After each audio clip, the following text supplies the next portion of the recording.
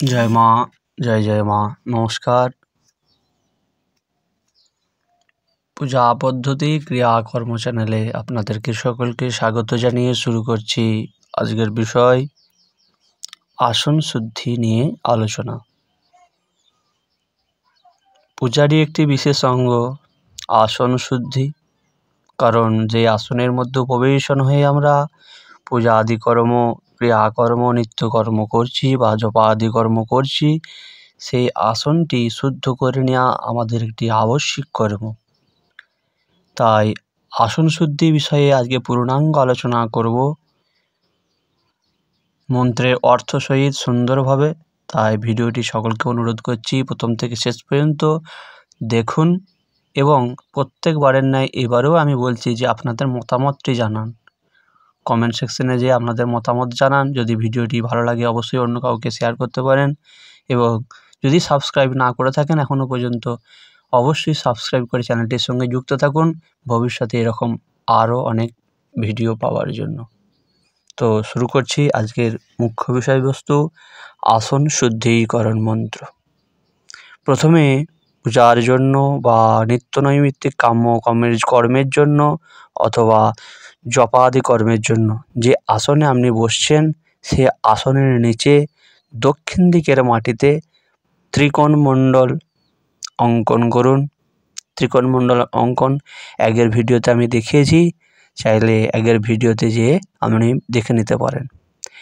এরপর সেখানে একটি পুষ্প দিন, বলুন এতে গন্ধ পুষ্পে ওম হ্রিং আধার শক্তয়ে কমল আসনায় নমঃ। এরপর আসনটি ধরিয়া পাঠ করতে হয়। বাম হাত নিচে, ডান হাত ওপরে রাখতে পারেন। তখন মন্ত্র বলবেন ওং আসন মন্ত্রস্য মেরুপিষ্ট ঋষি সুতলং ছন্দ কুর্মো দেবতা আসন উপবেশনে বিনিয়োগ। হয়ে গেল।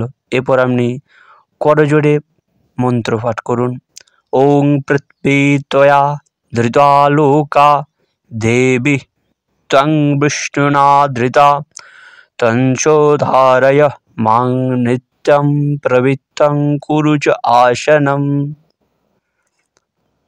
এই হলো আসন শুদ্ধির মন্ত্র।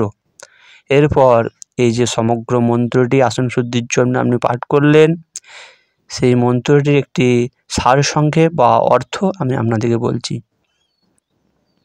আসন শুদ্ধির মন্ত্রের ঋষি মেরুপিষ্ট এবং ছন্দ হচ্ছে সুতল, দেবতা কুর্ম, এবং এদেরকে আসন গ্রহণে বিনিয়োগ বলে আপনি শুরু করছেন। এরপর যে পৃথ্বীত্বয়া মন্ত্রটি বললেন, তার অর্থ হচ্ছে হে পৃথিবী দেবী, তুমি জগৎ ধারণ করিয়া রহিয়াছ, বিষ্ণু তোমাকে ধারণ করিয়া রয়েছেন, তুমি আমাকে সর্বদা ধারণ করো এবং আমার আসনকে পবিত্র করো। আশা করছি আসন শুদ্ধির বিষয়ে সমগ্র আলোচনা করতে পেরেছি। ভিডিও শেষে আবার একবার বলে দিচ্ছি, ভিডিওটি অবশ্যই দেখুন, চ্যানেলটির সঙ্গে যুক্ত থাকুন এবং ভিডিওটির মতামত জানান। নমস্কার।